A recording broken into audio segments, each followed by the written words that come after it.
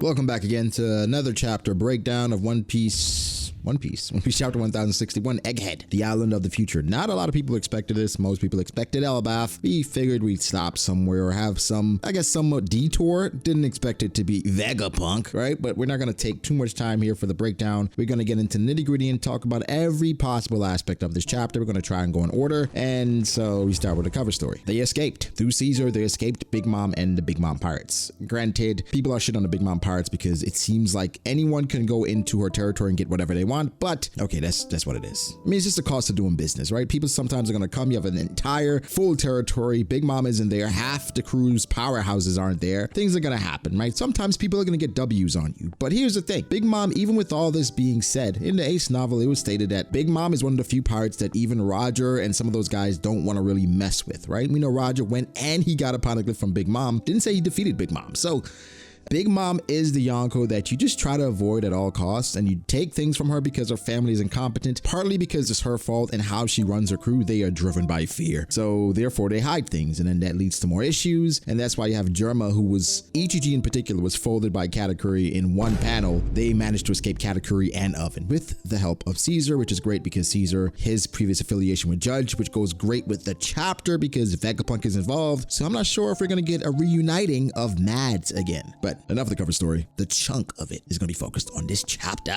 Bonnie, a lot of people feel like is based off of Anne Bonny, a very, very famous pirate. I guess it's fitting because she is probably the most mysterious character that's joined us so far. Outside of her age and devil fruits, the connections with the Kainu, with Blackbeard, with the Royal Government, with Kuma, there's so much that we can learn from Bonnie that we previously did not know. Again, her age is revealed to be around 26, I believe, but we're not sure exactly if that's correct or that's her age when she's in her, I guess, supernova introduction form, because she has her Connie form, her young form. So Bonnie being here is going to be major for us and the story going forward. This chapter was mainly about somewhat of a reset. I asked multiple people, what did this chapter remind you of? Some said Punk Hazard, definitely feels like that. Some said Zoe, like a stopgap. But for a lot of people, the word that emanated was refreshing. We have no idea where we are. Initially, when we were reading the chapter, we're going into something new and it feels fantastic. Even though Jinbei's position is officially changed to basically Devil Fruit Rescuer. And funny enough, this used to be Sanji's role. People are saying Jinbei has taken over Sanji's role as the wing of the Pirate King. If this isn't the first example, I don't know what is.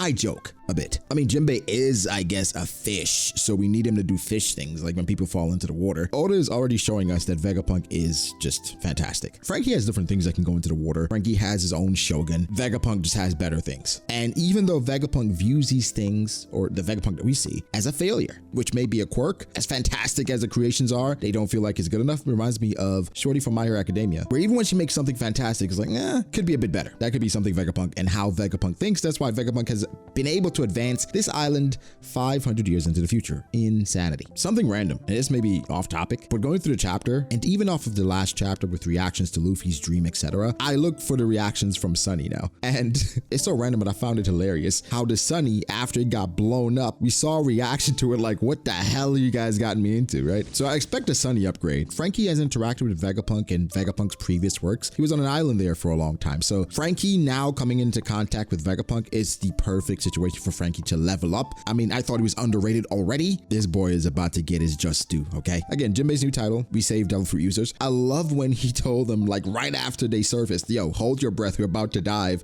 And just imagine for a Devil Fruit user, right? You're literally drowning. You come back up, he's like, well, hold your breath.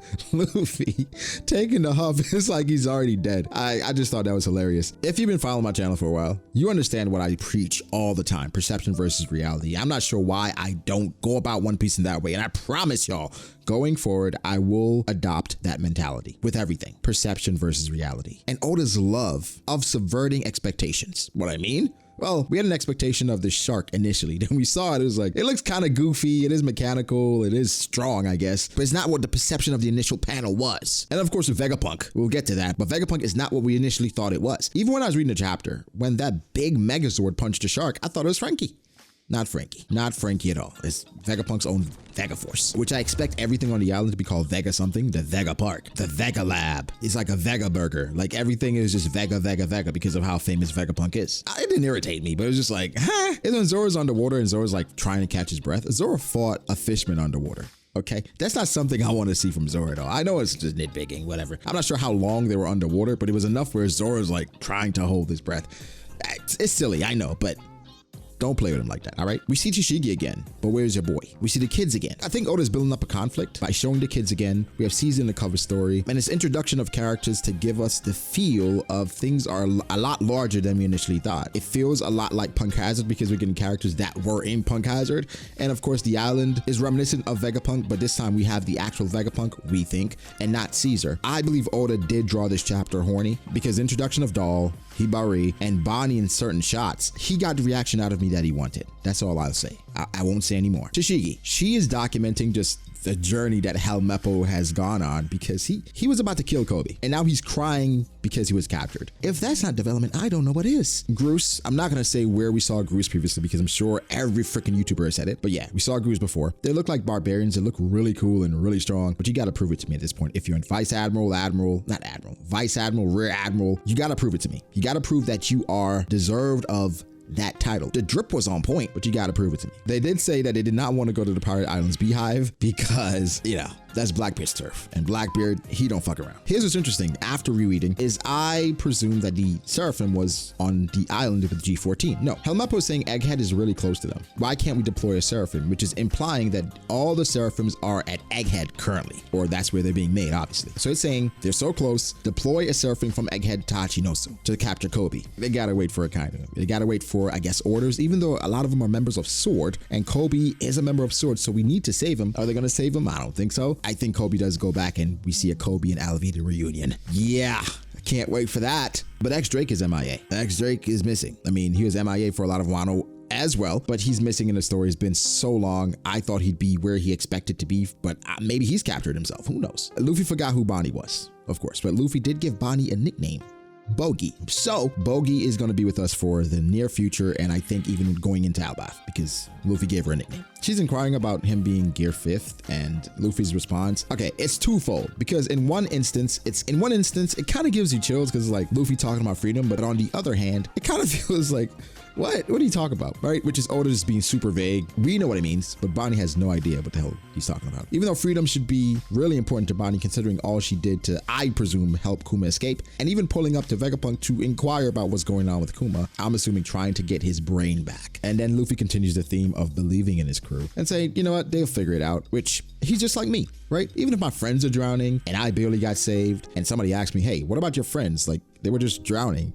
They figure it out because they haven't drowned this entire time. Why would they drown now? Come on, bro. They'd be all right. Oda, of course, threw in his obligatory Jinbei is amazing. He's the first son of the sea. All right. It's just kind of like, bro, y'all gotta call him what he truly is. He Kevin Durant, bro. Let's just move on. But in Jinbei, I think Jinbei has like a reporting site. Like I call it Jinbei alert, like ball alert, because Jinbei is always inquiring and always has information. He revealed so much information to us when we finally saw him in Fishman Island about Aokiji, Akainu, what was going on with the World Payback War. He always want to know some shit, right? Jinbei might be an informant, bro. I'm not gonna lie to y'all. I'm half joking. Bonnie's saying that she came by herself. Of course, the big sexy eater is starving and that she's trying to find Vegapunk. Speaking of the devil, we then go on and we see Vegapunk's big ass Megazord picking up the Sunny. And again, the scale isn't as apparent until I reread. And I'm like, whoa, it dwarfs the Sunny.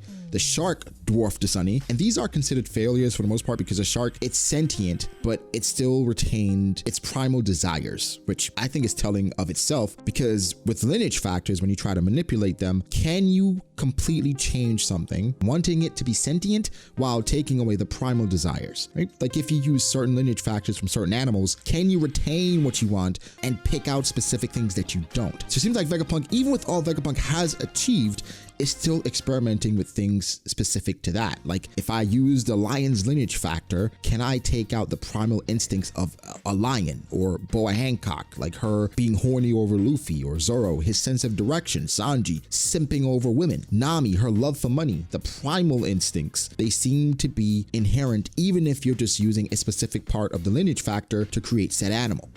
Said a bunch, may be confusing. I'll explain with a Vegapunk video at some point. Either way, we meet Vegapunk. We don't get an Oda box. An Oda box is important because we've got an Oda box for pretty much every new character that was introduced in this chapter. None for Vegapunk.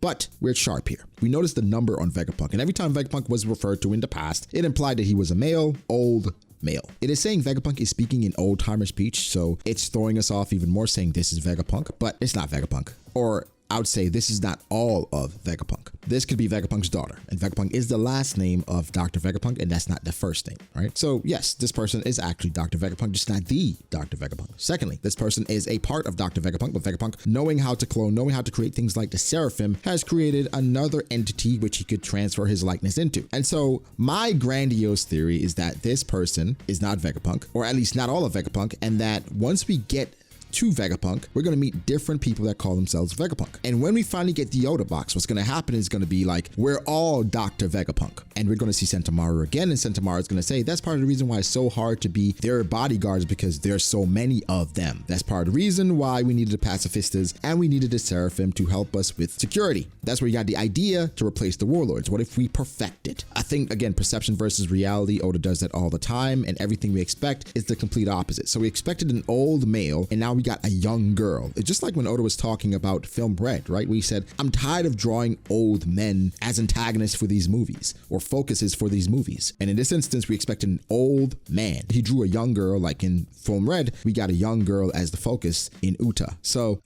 this chapter, admittedly, is great. Fantastic for me as an adventurer and a lover of One Piece. But I agree, it's not as good as the previous 3 chapters probably, but those chapters were revelations after revelations after revelations after big name. But this chapter is just as important, if not more so, and we got a break next week.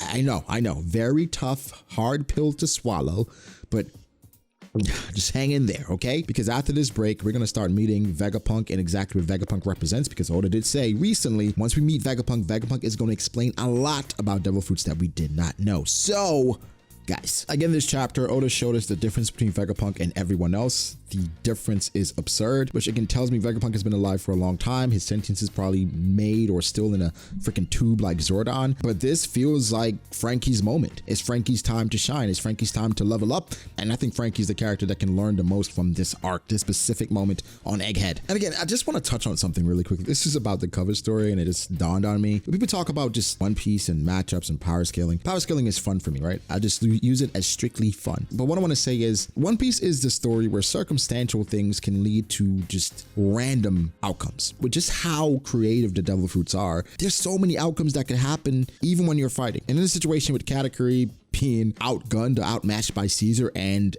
a very, very underrated devil fruit. He's just not a combatant, but he's a scientist, and he used an ability that would work perfectly even though he had future sight. This is not something we could use as power scaling. Even when Luffy and the others got defeated, I guess, quote unquote, by Vegapunk's robots, some people were upset saying, whoa, a Yonko defeated by robots? This is amazingly trash. Why are you even thinking about that? That's not even important. That's not the purpose that was supposed to serve. It's showing us how impressive Vegapunk's creations are, but also the Straw Hats got caught off guard. Sunny capsized. They can't swim. This is not a mono power skill. Not important at all. But guys, give me your thoughts. How do you feel about it? Give me your theories on Vegapunk. Those will be expressed in the Vegapunk video upcoming this week. I really can't wait to talk about Vegapunk. We've been expecting and waiting for this person. So guys, it's gonna be lit. Thank you guys so much. Make sure to like the video if you did. Subscribe to the channel for more content like this. Follow me on Twitter at BragoDAce. Follow me on Instagram at BragoD.ace. Thank you to my patrons. I appreciate you guys all so much. And again, thank you to my members. I appreciate you guys so much as well. I'll catch you in the next one. Peace.